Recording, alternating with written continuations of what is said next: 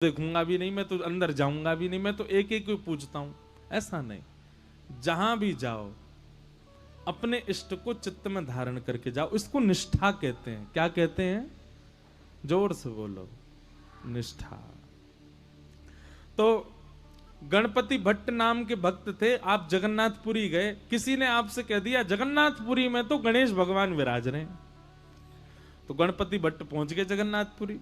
अब जगन्नाथपुरी जाकर के लोग बागों से बोले, हाँ भैया गणेश जी कहाँ विराज रहे हैं, मुझे दर्शन करना है। तो किसी ने कहा, बोले ओहो तुमको किसी ने बुद्धू बना दिया है, यहाँ गणेश जी का मंदिर थोड़ा ही है, जगन्नाथ भगवान तो साक्षात श्री कृष्ण है। अब जैसे ही सुना कि जगन्नाथ भगवान श्री कृष्ण हैं, गणपति भट्ट तो बड़ा व्याकुल हो गया। समुद्र किनारे जाकर के बैठ गया। बोले कि मेरे साथ तो छल कर दिया, मेरे साथ कितना बुरा अत्याचार किया, गणेश का नाम लेकर के मुझको जगन्नाथपुरी बुला लिया, और यहां तो भगवान कृष्ण का मंदिर है।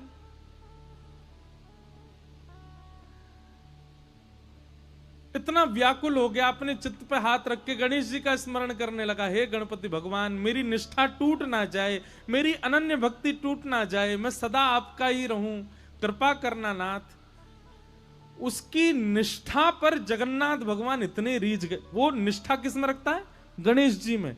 पर गणेश जी के प्रति निष्ठा इतनी अटूट थी कि जगन्नाथ भगवान उससे रीझ गए। और जगन्नाथ भगवान ने मन बनाया, बोले कि ये इतना गणेश जी का उपासक है, मुझे इससे मिलना है। और जगन्नाथ भगवान एक नन्हे से बालक का रूप धारण करके गणपति भट्ट के पास आ गए। भैया तुम क्यों रो रहे हो? बालक बन के आए।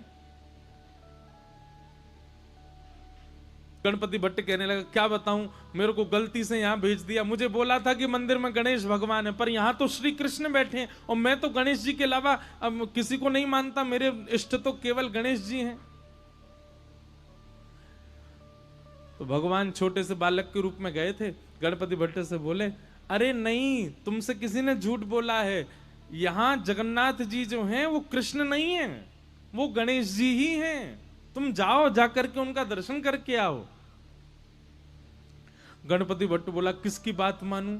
मुझसे कोई कह रहा था कृष्ण है, तुम कह रहे हो वो गणेश जी हैं। तो बालक ने कहा, तो एक काम करो, तुम किसी की बात मत मानो, आंख पे पट्टी बांध करके चलो, और गणेश जी के सर्वांगीण अंग का तुमको अनुभव है, लंबी सूंड है, बड़े बड़े कान है, तुम छी करके जगन्नाथ जी को देख लेना। अगर उनकी सूंड लगे, उनके कान लगे, लंबोदर लंबा पेट लगे, तो अपनी पट्टी खोल के दर्शन कर लेना।